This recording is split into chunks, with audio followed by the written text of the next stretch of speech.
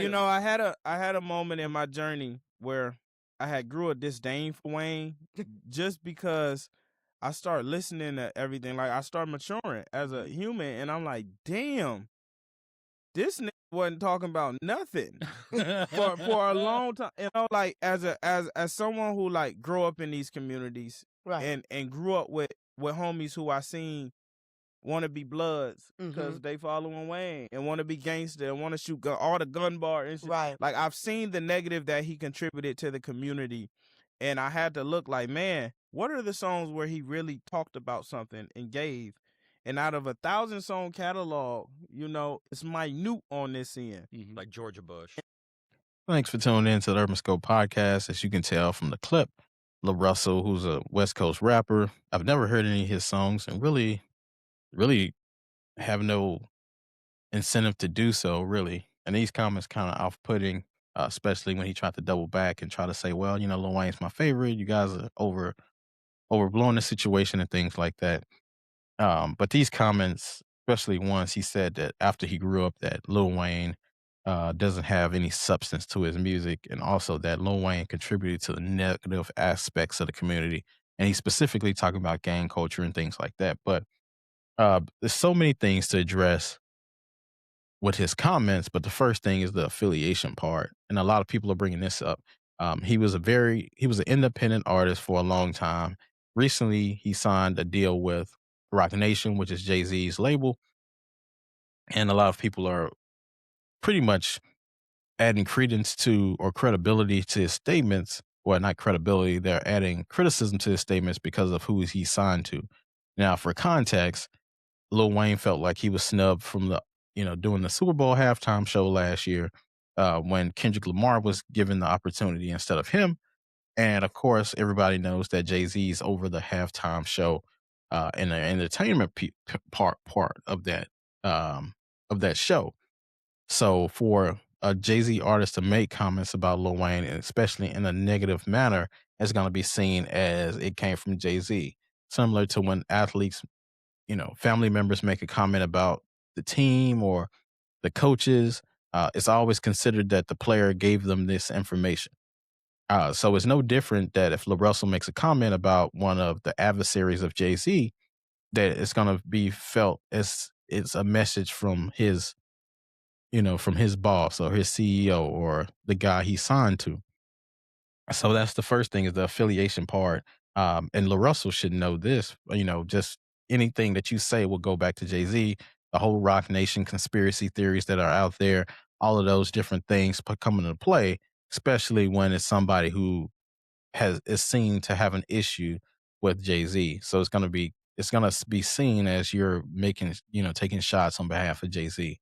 But I'll address why those comments that he made about Lil Wayne are flawed in so many different ways. But first off, I wanted to say that Lil Wayne has released so much music over his career. And I go all the way back to the Block is Hot days from that album that he had with Cash Money before, he was Lil Wayne that we know today.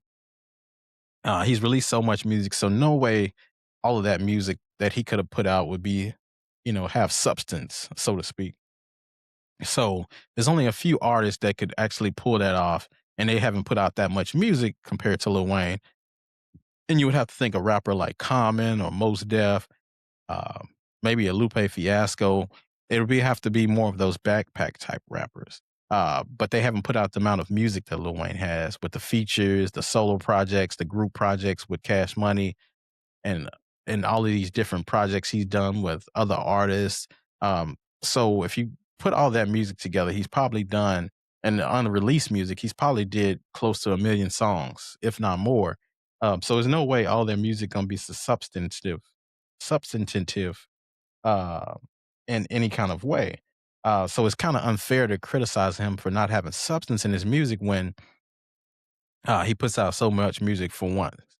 The second thing I was thinking about is, who says your music has to have substance? Because hip hop is about being yourself and about different, we have different subgenres. Trap music is trap music. You have the melodic music, you have the conscious rap, which is, I think he's more referring to. And you have things like that. Lil Wayne, we don't really go to Lil Wayne for substance rap. We go to him for workout music. We go to him for the hyperbole, the metaphors, just the style that he raps, just the mood that he sets as far as a tone, the tempo, to get the blood flowing and adrenaline. People are not listening to a lot of conscious rap when they're working out or they're getting hyped for a game or a sporting event or even, in just doing regular stuff, just trying to get work done throughout the day at your 9 to 5.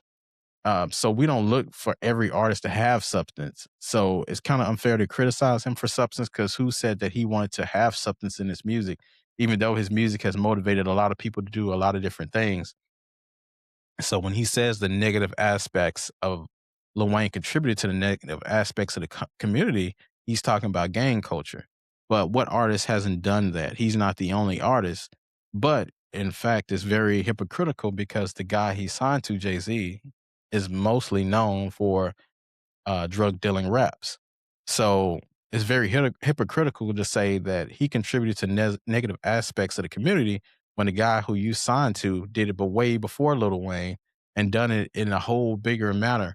He's not only done it for uh, the black culture, but white culture and different cultures made it, cool to say that selling narcotics on the streets. So that's why it seemed like another shot that came from Jay Z or came from a higher power because you're very hypocritical in your criticisms of Lil Wayne, especially when Lil Wayne didn't ask for these criticisms. And then to try to double back and say, oh, well, Lil Wayne's my favorite. You guys are overplaying it. I just said when I grew up. But then that makes it even more menacing is when you say after you grew up, because it implies that if you listen to Lil Wayne, you haven't grown up yet.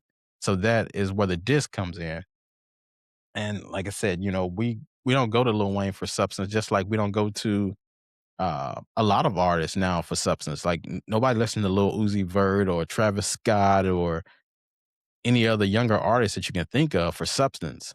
We go to them for entertainment, and that's what music is entertainment and value. If you have substance in your music, that's great, but it's not going to sell as much. And if it's not your character, it's not your character. Lil Wayne coming up in the Cash Money, Young Money era, the whole thing was entertainment. We didn't go to uh, you know the big timers for substance. We go to them for the flashy, the flashy talk, the bling bling, all of that stuff. We came to them for entertainment value, not so education value. So I don't know where he's coming from when he talks about this educational piece because hip hop is not just that. It's not just boxed in that one way. I'm not sure what his rap style is, but I'm pretty sure he has songs that doesn't have substance to him. Even Jay Z has songs with no substance to them. Like I said, there's very few artists like a Nas or a Common or Most Def that can pull off this to have so much music with substance in it because most artists are out to entertain, to bring that shock value, to bring uplift people's spirits. And by having substance, sometimes you take away from that. You talk about the stress, and sometimes people want to get away from that, and Lil Wayne does that. If you listen to a Lil Wayne song, but he does have songs with substance like Shoot Me Down or songs with like Comfortable. And he has these different songs that has that and he picks his moments on those. But for the most part, he's getting us away from reality to lift our spirits, to give us a different energy, to motivate us in a whole different way. And it doesn't have to be substantive. It's so difficult to say that word today. But for LaRussell, I think it was a very unhip hop comment that he made. And I think, he should just, watch what he says going forward because it's just, he comes off as very unintelligent or very uninformed, especially for a hip hop artist to be been independent so long. But now you can figure out why he signed to Jay Z because he just can't do it on his own. Unlike a Lil Wayne who could do it on his own and did do it on his own after, all the people in the Cash Money left, and then he had to go. He did it solo. But LaRussell can't do that. But like I said, I haven't heard LaRussell's music and really don't have a plan to do it because he just didn't seem like a great artist. But he did stick his foot in his mouth by talking about criticizing Lil Wayne in an unfair manner. So tell me what's your thoughts about Lil Russell's comment on Lil Wayne. Until next time, I'll see you next time.